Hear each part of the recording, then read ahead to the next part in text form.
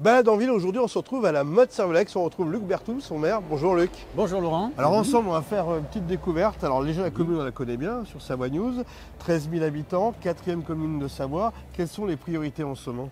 En ce moment, c'est d'être sur la rénovation énergétique de nos bâtiments, en l'occurrence la Didier Parpillon et le Boulodrome, de créer de nouveaux services avec la maison France Service, et puis aussi du logement, puisqu'on connaît que c'est un domaine très tendu, avec l'éco-hameau des Granges, à côté de Savoie Technolac.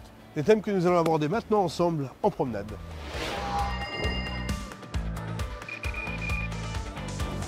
Une des nouveautés de cette année, c'est la maison France Service. Je sais qu'elle est utile à la fois pour les services de la Poste et les services de l'État. C'est un service qui permet d'accueillir les habitants qui ont besoin de premiers renseignements concernant leur déclaration d'impôt, concernant leur assurance retraite, concernant la mutuelle sociale agricole. Il y a donc 9 services qui sont présents ici et qui permettent d'avoir un lien avec les services publics de proximité. Alors au bout d'un mois, Émilie, comment ça se passe? Bonjour, ça se passe très bien.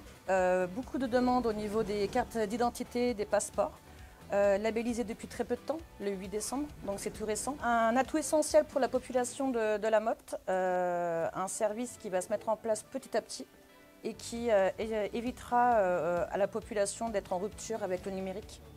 Et un service d'accompagnement, donc c'est pas mal. Merci Émilie. Luc, on poursuit notre visite? Oui, bien sûr, nous allons aller du côté de l'éco-hameau des Granges, en face de Savoie Technolac, pour accueillir 550 logements dans les 10 ans à venir.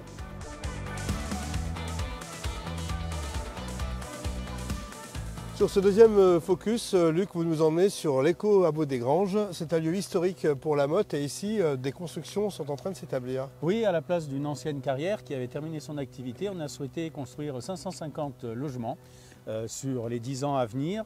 Et on a travaillé longtemps avant ces premières réalisations.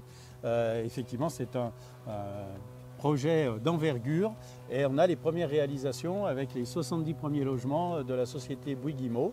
Et puis ici, c'est Cristal Habitat et là, l'Opac Savoie qui va réaliser chacun à leur tour 70 logements. Il ne faut pas oublier que la Motte Servolex, c'est aussi Technolac, face au lac du Bourget, un lieu un peu magique. Effectivement, on est sur un lieu magique avec l'éco-hameau des Granges et Savoie Technolac.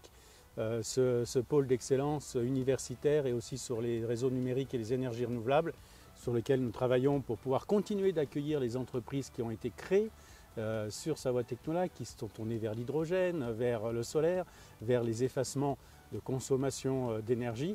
Et l'éco-hameau des Granges est une réponse en termes de logement.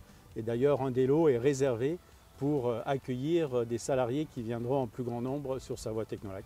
On le dit, Technolac doit s'agrandir et va s'agrandir. Donc il est clair que dans les prochains mois, prochaines années, Savoie Technolac doit et Savoie Technolac va s'élargir pour continuer d'accueillir des sociétés qui ont été créées sur Savoie Technolac et qui ont besoin de se développer, notamment sur le développement des énergies renouvelables qui sont très utiles à notre territoire et à la planète.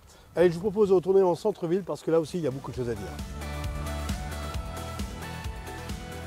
On se retrouve sur le stade Raoul Villot. On va inaugurer dans quelques semaines cette nouvelle tribune. Oui, au mois de juin, en fêtant les 60 ans du rugby club Motrin.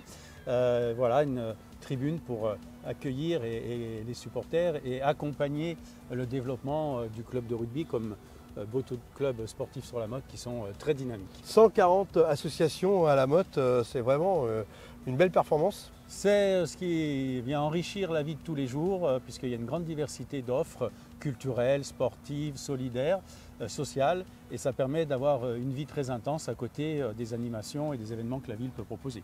Luc, on va parler de rénovation énergétique tout de suite, on va aller de l'autre côté du stade. Rénovation énergétique entre le Boulodrome et la halle, il y a de quoi faire. Il y a de quoi faire et ce ne sont que 2 bâtiments sur la trentaine que la collectivité doit rénover. On a déjà commencé avec le gymnase Pierre de Coubertin, l'école Pergaud, et on va continuer cette année pour les études et dès 2025 à rénover le Boulodrome et la halle Didier Parpillon. Des bâtisses qui ont 30 ans d'âge quand même. Voilà, des bâtisses qui ont 30 ans d'âge, qui ont bien vécu, qui étaient avant-gardistes à l'époque, sur lesquels il y a des problèmes d'étanchéité et aussi d'économie d'énergie à aller chercher. Et donc l'idée c'est d'avoir au moins un tiers d'économie d'énergie au minimum, plus de la production d'énergie renouvelable avec une centrale photovoltaïque qu'on imagine en toiture. Et c'est 7 millions d'euros que nous allons y consacrer sur l'année 2025.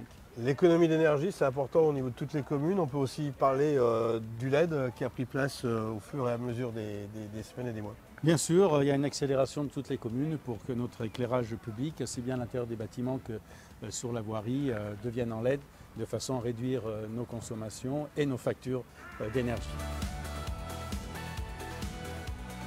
Luc, c'est bientôt la fin de notre balade. Un petit côté bucolique pour terminer?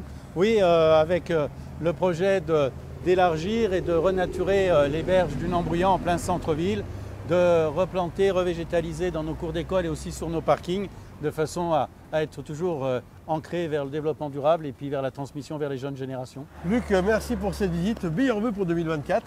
Bonne et heureuse année 2024 à toute l'équipe de Savoie News. Et nous, à bientôt pour découvrir d'autres territoires savoyards.